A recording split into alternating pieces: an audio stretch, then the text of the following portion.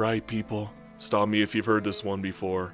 You're hopelessly addicted to a Paradox game. Let us say Europa Universalis 4, and you've just spent the last 40 minutes on the country select screen because you've already played through the mass majority of the countries. Now, you could play through another run of France and big blob your way to the top of the food chain within 50 years, making a mockery of every AI along the way who is foolish enough to try and stand up to your might. Alternatively, you could also try an ultra difficult run as Alm, and see if you can post a lovely screenshot of a World Conquest run as Alm. That is always good for a laugh, even if it'll take you 4 weeks to complete. Or, there's always the achievements sitting there. You haven't touched them for half a decade, but suddenly there is a renewed vigor to replay other countries in a different way, just to grab an obscure achievement that only 1% of the gaming population has even bothered to grab.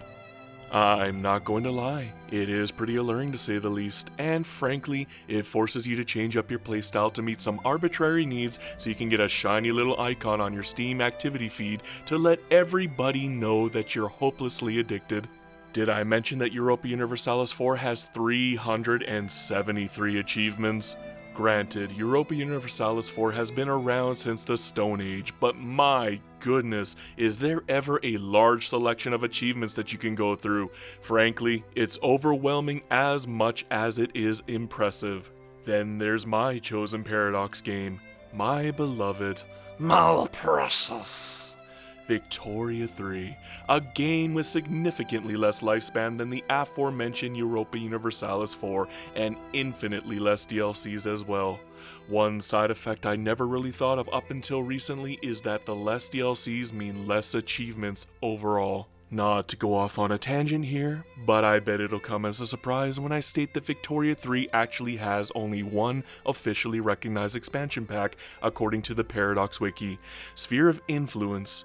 Charters of Commerce is lovingly referred to as a mechanics pack, Voice of the People is an immersion pack, and Colossus of the South, which I consider to be the worst DLC for Victoria 3, is a region pack, whatever that means.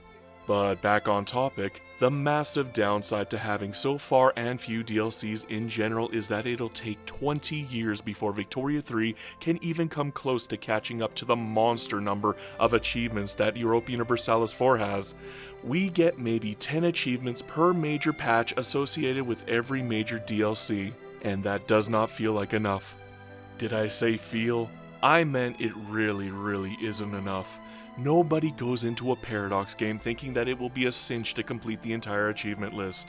No, we go into a Paradox game thinking it will take me 10 years of dedication to finish only half of the achievements listed here. Yet Victoria 3 by comparison seems extremely sparse compared to its brothers. Even Hearts of Iron 4 has an insane number of achievements. It's pretty darn clear they've neglected Victoria 3's achievements by a wide margin, and that is unfortunate. Even Imperator Rome, a game which has notoriously collapsed with very few DLC in general, has 72 achievements, which is inexplicably 3/4 the amount that Victoria 3 has. I truly do think that this is something that needs to change. I understand this might ruffle the feathers of a few people who have already gone out of their way to collect 100% of the entire Victoria 3 achievement list, but there are a large number of countries out there who are being neglected by this oversight. There are an obscene amount of difficult countries out there that could easily fit into the mold of an achievement. Forming Chechnya alone, one of the hardest countries in the game to form without abusing an exploit, should be on that list. Actually finishing a game as Sikkim, Bagirmi, or Darfur should be on that list. Maybe making the top 10 GDP as a Lake Victoria country like Buganda or Karagwe should be on that list. There are a lot of neglected playthroughs that are not being highlighted, and that is a shame. I understand that Paradox often needs to use achievements as a way to help sell their DLCs, and to emphasize the grandiose nature of the patches associated with those DLCs, yet I can't help but feel cheated whenever I see a meager 10 achievements, of which none are actually difficult to do. Charters of Commerce has been the absolute best patch and DLC combination ever released by Paradox, yet those achievements are bad. The memes are great, the artwork is amazing, the titles phenomenal, the number pitiful, the difficulty non-existent. So what's going on here? Are we out of ideas? Do we need suggestions? Or is there just not a huge enough market for achievements anymore to be worthy of anything particularly difficult these days? I will admit I have a tendency to treat achievements as a garnish and not the main course. I even deleted my entire achievement list in preparation to do a full achievement run as video content for YouTube.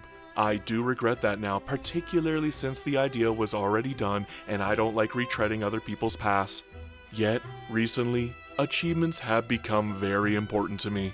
To be perfectly honest, I have probably started and left 4 games unfinished in the past 2 weeks. The reasons why aren't even that diverse. One was killed by save corruption when the recent hotfix came out. Still, the other 3 were simply killed because I lost interest. I put the game down for a few days, came back, and didn't want to force myself to finish the games. That is where the achievements are coming in. I got stuck. I was staring at the country select screen, hopelessly going over what I would consider good content and not something fun enough that I'd actually want to finish it. I forgot that good content is only good if the person making it is actively having fun. Nobody wants to watch a YouTuber faking enjoyment while he secretly loathes everything that he's working on. Achievements thus far is saving me from that hell. The simple act of forcing my brain to look at an achievement that I haven't grabbed yet forced me to play a country that I haven't touched since release, the USA. I typically hate playing large countries like that, but this has been fun. Really fun. Yes, it is overpowered, but my goodness, am I enjoying it. That's why I definitely don't want achievements to go the way of Imperator Rome. Do not neglect them. Even in a game like Victoria 3 where the achievements can be collected on easy mode without Iron Man, they still matter a great deal, if only to help rekindle our love for the game when we're trapped within an abundance of choice and need help choosing who to play as. Anyhow, that's it for me when it comes to achievements. Thank you for listening to my little TED Talk. I do hope you still enjoy playing Victoria 3 in spite of it. Life comes at you hard and fast. Every day is a blessing, so make sure to give your loved ones an extra hug today and cherish that which you care about. Whether it is a beloved pet, a family member, a friend, or even your favorite video game, spend that little bit of extra time with what matters to you most so that you have zero regrets when life finally hits you hard.